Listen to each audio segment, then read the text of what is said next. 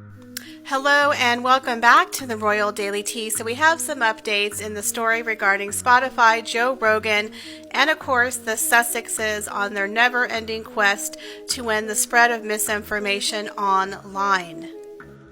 Now apparently they're not looking in a mirror when they're going out to fight the misinformation, but I digress.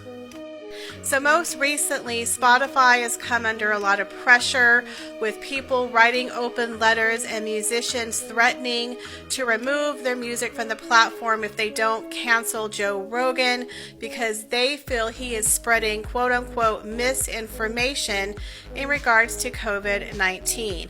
Now, whether you like Joe Rogan or not, he's a very polarizing podcaster, but he does do a lot of controversial topics, but he interviews people from all viewpoints. So in my personal opinion, they're trying to cancel him because he's not following the narrative that people want him to follow.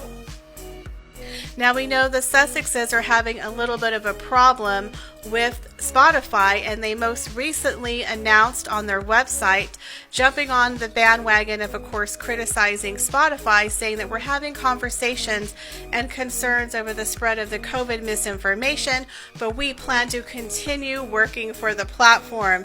Again, that was kind of like the, biting the hand that feeds you, a little strange that you're dissing them publicly, but then saying, but we still plan to work with you. Was this a way for them to get fired, to end their contract? I don't know. It was a little strange. Again, these two don't know how to read a room.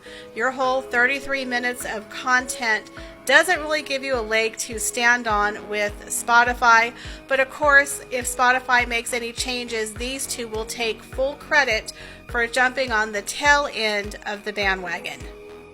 So the founder and CEO of Spotify released a blog post on January 30th saying that from now on, any podcast episode that talks about COVID-19 or the vaccine will have a new advisory warning on it, which will lead the listeners to a new COVID-19 hub where they can get information and updates from actual news sources.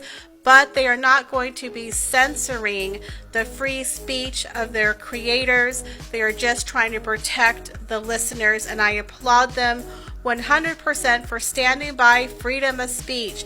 Just because you go against the popular narrative doesn't necessarily mean it's misinformation. Again, I applaud Spotify. What do you think? Leave your comments, guys, down below.